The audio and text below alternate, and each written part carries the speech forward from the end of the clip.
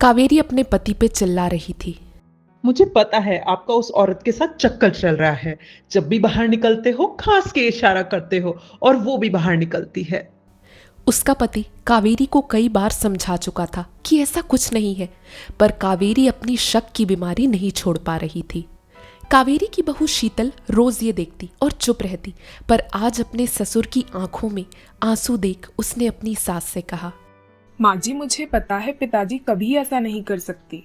आप क्यों उन्हें बार बार सुनाती रहती हैं? कावेरी ने शीतल को गुस्से से देखा और वहां से चली गई। अगली सुबह कावेरी ने शीतल को आवाज लगाई, अरे बहू, मेरे लिए नहाने का पानी गर्म कर दे जरा। शीतल ने पानी गर्म करके ला दिया। कावेरी ने पूरा पानी फेंक दिया और कहा, ये ठीक तरह से गर्म नहीं हुआ है। इस तरह 3 बार जानबूझकर कावेरी ने ऐसा ही किया। कुछ समय बाद कावेरी का पति गुजर गया। कावेरी शीतल पे और जुल्म करने लगी। वो उसे हर बात पे ताने मारती और कभी कभी अपने बेटे को झूठी बातें बताकर शीतल को मार भी खिलवाती। सालों बाद कावेरी की तबीयत खराब हो गई और वो अस्पताल में भर्ती हो गई। वो कावेरी के आखिरी दिन थे। उन दिनों में शीतल अपनी सास की खूब सेवा करती, पर बीमारी की वजह से कावेरी का दिमाग उस वक्त सही काम नहीं कर रहा था। कावेरी की कोई बेटी नहीं थी, इसलिए वो अपनी बहन की बेटी कीर्ति से बहुत प्यार करती थी।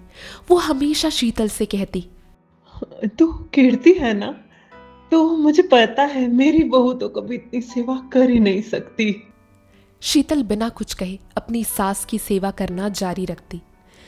कुछ लोग कहते हैं आखिरी समय में इंसान को उनके चाहने वाले लेने आते हैं ताकि वो खुशी खुशी जा सके।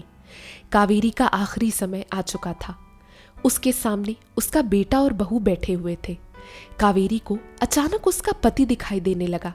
उसने अपने बेटे से कहा, बेटा, तेरे पापा आए हैं, देख जाओ, उन्हें खाना पानी तो पूछ। ये कहने के बाद सिर्फ एक घड़ी के लिए कावेरी को सब कुछ साफ दिखने लगा और उसने देखा कि इतने दिनों से जिसे वो अपनी बहन की बेटी समझ रही थी, वो असल में उसकी बहू थी, जिसने इतने बुरे बर्ताव के बाद भी उसकी इतनी सेवा की। उसकी आंखों में आंसू आ गए।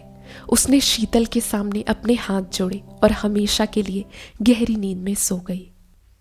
तो दोस्तों, क्या आपको भी लगता है कि इंसान जब मरने वाला होता है तो उन्हें उनके चाहने वालों की आत्मा दिखाई देती है? अपने अपने जवाब कमेंट बॉक्स में लिखकर ज़रूर बताइएगा। आपको ये कहानी कैसी लगी ये भी कमेंट बॉक्स में लिखकर ज़रूर बताइएगा।